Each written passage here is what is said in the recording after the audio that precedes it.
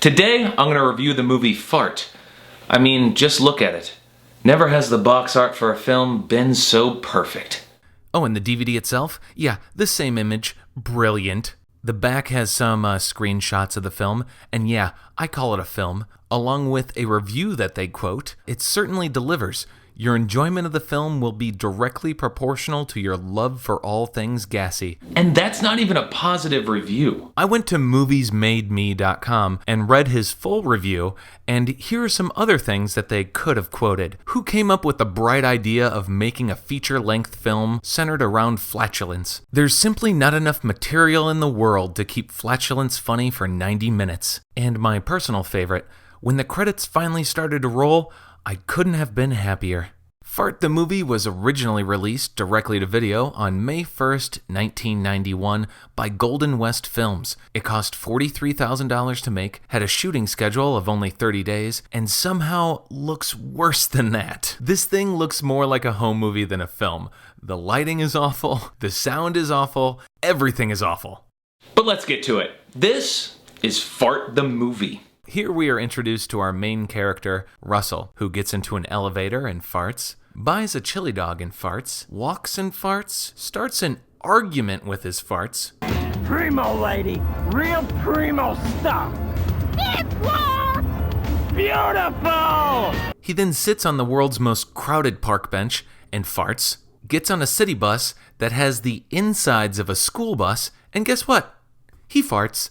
When Russell finally gets home, it is revealed that he is rich. I mean, they don't talk about it at all, but seriously, look at this guy's house. It is huge. He has some weird old-school operator system for taking personal messages from some sort of assistant. This guy just took a bus home in LA, but owns some sort of 6-bedroom mansion in the hills. Even more outlandish is that this disgusting human somehow has a girlfriend. Her name is Heather. Sorry, not Heather, but... I'll be up in a second, Heather. Heather.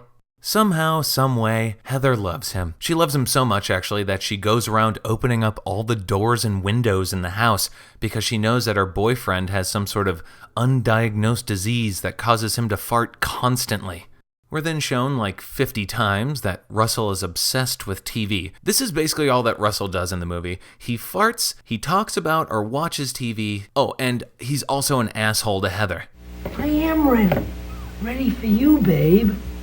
No, you don't! Where is all this going, you might be asking? Well, you see, today is New Year's Eve, and Heather wants to go out and, experience life, while Russell wants to stay in, fart, and watch TV. This is honestly the plot of the film. What a deep romantic comedy this is actually turning out to be. But before they could fight about this too much and maybe flesh out their characters a little bit more, this happens. Head to the trenches. It's the big one coming.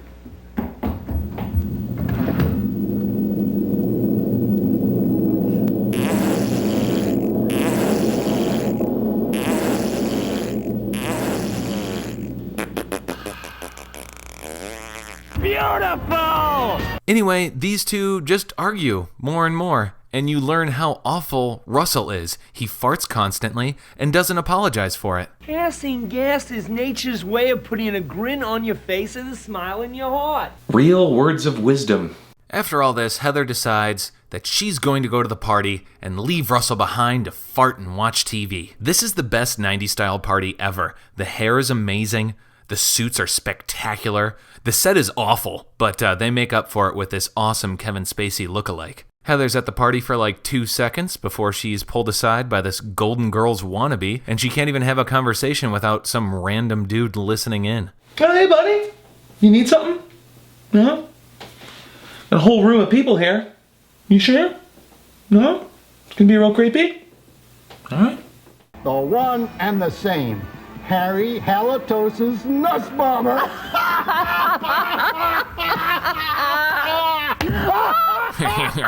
We just made a girl cry. What awful people. Heather, Heather! listen, get your shit together, okay? Get a new boyfriend, get new friends, and learn some self-respect. We then cut back to Russell, and this is where the movie starts to settle in. Russell is watching TV, shocker, and falls asleep? I say this like a question because you kind of see him doze off a little and then he's right back. From there on out, all the TV programs are just fart sketches. And then the movie goes into this formula. Show a fart sketch, show Russell laughing at it, then show Heather at a party with someone telling an awful joke, and repeat. Beautiful! So I'm only going to talk about the sketch parts and cut out the Heather and Russell parts altogether because trust me, they're all the same. The first sketch is a man sitting in front of a bunch of books talking about farting. He's not a lawyer. He's not debating anything. He's just sitting there talking about farting. You know, you're in your bed with your wife one night and you let one out. Who the fuck wrote this? That was really funny. The next sketch is a commercial for 1-800-STOP-GAS featuring Dr. Harry Butts and his patients Lucy Bowles and See How He Farts. You guys, we have a whole hour left of this. Next up, we have two guys who are supposed to be college kids, but they're clearly 40. How do you do, fellow kids? You see, super cool hip dude number 1 just got dumped because his girlfriend thinks he farts too much, and super cool hip dude number 2 does think that he farts too much. You guys, this is true cinema. She wasn't built to break wind.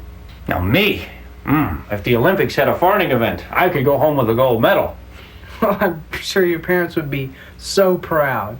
Oh man, we gotta break up some of that intense drama with some comedy. So next up is a guy doing stand-up about farts. Like necrophilia, everybody has a really great fart story. What did you say? Like necrophilia.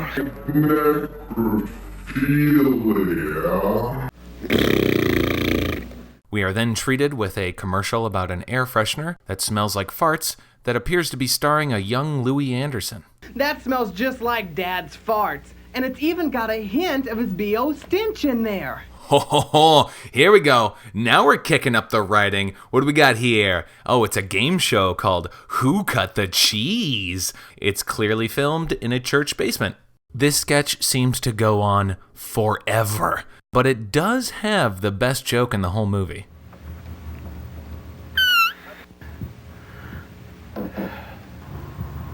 Well, that was a pathetic fart.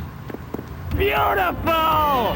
Ooh, great! Another game show. All right, what is it here? Oh, it's a parody of The Gong Show, titled The Bong Show. I see what you guys did there. Yeah, you're smart. Yeah, you're real clever. Alrighty, here it looks like we have some gypsy woman smelling an old guy's farts, and then a little girl's farts.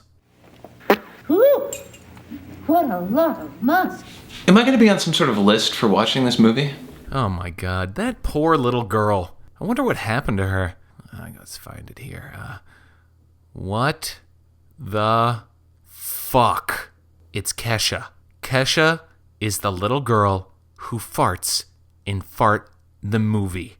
You have got to be kidding me. Kesha is the girl who farts in Fart the movie. Kesha. 4-year-old Kesha. 4 years old. She's 4 years old. Her name is Kesha.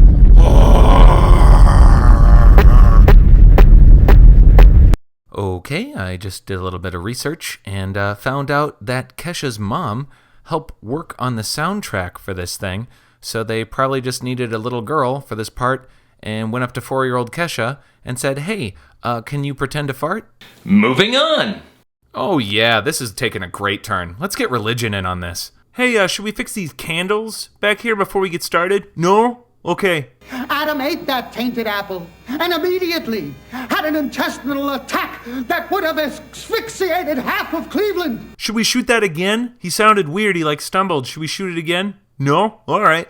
That would have asphyxiated. All right, it's been a while. Maybe we should check in on Heather. Heather? I have a special treat for all you dear people. The Medicine Wheel Band has agreed to perform for us. Wait, what is... Is this supposed to be your living room?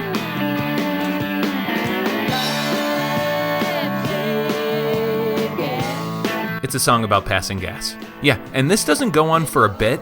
They do the whole song.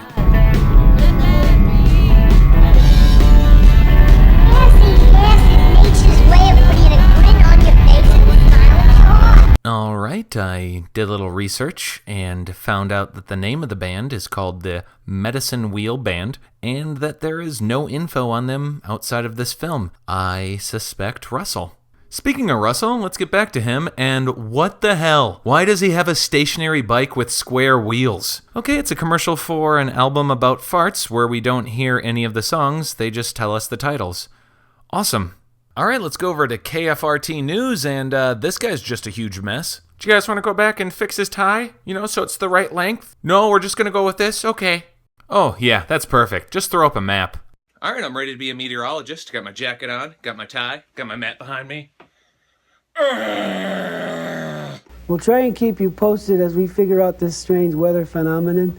Back to you. Sure you don't want to do another take? Back to you. Alright. Oh my god, look at that stance. Look at that bottom button. It is just fighting for its life. Infamous arm fart. You need the con where you, I can't do it because I got more class than that. I don't even know what's going on anymore. Good evening. I'm Gene Siskelli from the Chicago Tribunal. And I'm Robert Ebertson from the Chicago Daily. Oh, movie reviewers reviewing the movie that we're watching right now. Way to break that fourth wall, guys. You're smart. You know what's up. What of these middle-age myths do we still perpetuate? Excuse me, myths? No. I mean myths from the Middle Ages. Myths? Myths. Mist? Alright, there's only 3 minutes left in this whole movie. You guys gonna start wrapping things up? Maybe cut back to Heather? What's going on with Heather? It's 30 seconds to midnight, people. Is everybody ready?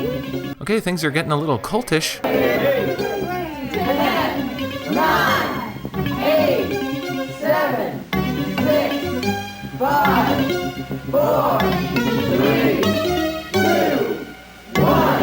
What are you doing? Oh my god.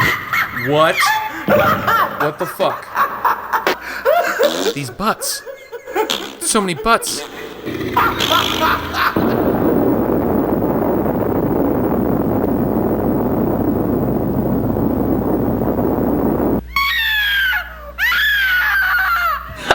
It was all a dream. Screw you, movie.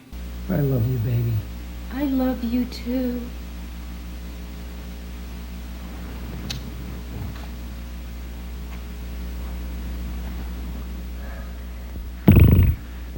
Sorry, Russell. I couldn't help myself. Don't worry, baby. It happens to the best of us. Try this one on for size.